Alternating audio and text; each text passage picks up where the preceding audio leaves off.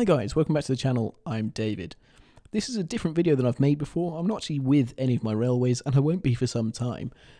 However, I thought I'd make this little update to tell you all what's going on. The last video I made would be in February 2022, which is actually almost a year ago now, although I have made some shorts and things since then with little updates. If you've watched those shorts, you would have seen I weathered a class 122, and I do have all the footage for that, showing it's weathering, fitting a DCC decoder and stay alive, and also adding people inside. Hopefully I can edit that together, because I think that's on my Google Drive on the cloud. I do have footage somewhere for finishing the wiring of West Canal sidings, and I got so close to doing the automation on it before I actually packed up the hobby for a little bit. I don't have access to my full gaming computer at the moment. I've actually started my new career. Some of you know what that is. I don't want to be too specific, but it's a job that means I'm away from home a lot. And I don't really have access to my own space.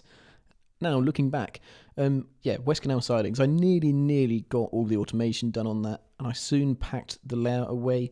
I was finishing off my degree, and I was really lucky. I managed to graduate with a first-class degree in mechanical engineering, which I was so proud of. A lot of work went into that, but I achieved my aim, basically. I'm really proud of myself for that. Following on from that, I had a really nice relaxed summer, and I was away from all sorts of layouts and stuff, spending money on a holiday and seeing friends and family and a festival and stuff like that. And the railway really took a back burner, so much so I packed everything up. I actually sold my DCC Sound Class 40. I thought it was pointless that I was being a bit strapped for cash, and I had a £200 loco sat in a box. So unfortunately that did go on eBay, as well as my Bachmann Class 3 MT. Again, that was a little money maker, but also I didn't really like it in my collection. If I'm honest, it never really ran that well. But no, so West Canal sidings had reached a really good state. I've got some photos here which I'll hopefully show you. I started to do all the little scenic details. I was working on the signalling. Unfortunately, that fell through. The guy who was going to make me my signals was having a little break from his small business.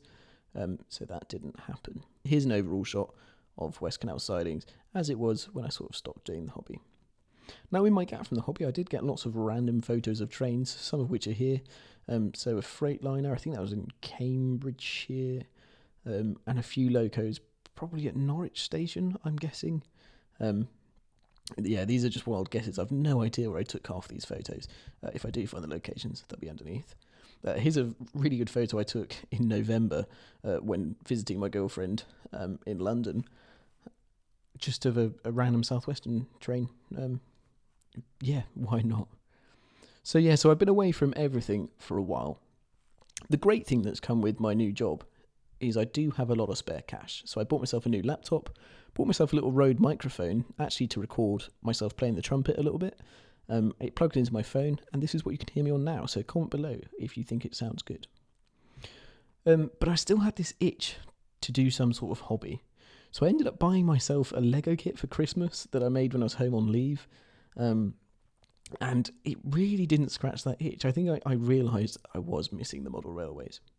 So to get back into it, at first I was like, right, I'm going to start collecting locos and rolling stock.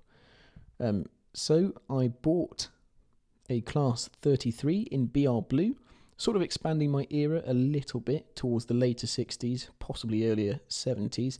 This exact Class 33 wasn't actually in this livery until the 80s, but I'm going to let it slide into my 60s era layout because it's named Sultan. Now, a few of you who know my job will know why that's important to me, but I thought it was really cool. I've actually bought some Fox nameplates for this, and when I'm next home on leave, I'll add those nameplates and hopefully make a little video on it and upload that. At the same time, from the same company, from the Weathering Works, I bought a BR Parcels van. Now, what I'd done is I'd found this train on YouTube near Oxford, and I'm going to aim to copy that exactly. So far I've just got the Parcels van. At some point I'll get the BR Blue coaches and Maroon coaches, but probably not for a while because I've realised it won't be a while till I have a really large layout, and I'll get onto that in a minute. At the same time then as getting that loco, I ended up getting a rake of 4 coaches from Rails of Sheffield on eBay. this was to replicate a rake of coaches I found in the Hornby magazine, actually, of chocolate and cream liveried BR Mark 1s. So the exact formation will be up on the screen, but it's effectively a cut-down version of a full rake. I then complemented this with 2 more coaches from eBay to complete a 6-coach train, which I'm really happy with, and that will run on any future layout I make. Okay, so once the railway had seen this revival of me wanting to get into collecting and getting ready for future layouts, unfortunately, it was time to say goodbye. It was time to say goodbye to coalorsdale. Now, after a few years of having this layout, unfortunately my parents are moving to a bungalow to retire effectively. I've obviously got my new job and I'm away from home all the time, so it didn't really make sense to keep it at all. I've kept all of the buildings, all of the point work, and quite a few little details. Now the buildings will hopefully make a reappearance on a future layout at some point, and the point work has made a really solid foundation for a hopeful fiddle yard. I've been working on several designs on my laptop in my spare time in the evenings at work. So yeah, I'm sure whatever size room I get in any house I get, probably in about 2 or 3 years' time, will fit a large layout. In the meantime, I've got some big plans for West Canal sidings. So yeah, I got so close to the automation being finished on it with the Merg boards. I'm now thinking of extending it a little bit. So at the moment it's 6 foot by 1 foot with the scenic section, and it's got a little plank for the fiddle yard on one end. But I'm thinking of extending that to a proper 3.5 by 1 foot board with at least 4 or 5 tracks on there. What that will allow me to do is I'll add some more Merg boards and give me proper automation with several trains that can run in and out. Another purchase then for West Canal sidings that I made just today actually was a Class 08 shunter from Hornby. Now it needs a little bit of work, and I managed to haggle with Rails of Sheffield in their pre-owned department on eBay and get it for just £70, which I think is a really good deal. So just to summarise, I've been away from the hobby for a while, but thank you so much for sticking with me. I've collected loads of subscribers whilst been away, which is absolutely insane, and we're well on our way to 2,000 subscribers on the channel, which I think is just insane. Now hopefully I will be uploading semi-regularly, sort of as and when I pop home and sort of unbox all the stuff I'm buying. There will be a pretty regular flow of purchases, I think, over the next couple of probably years, until I can build my own layout.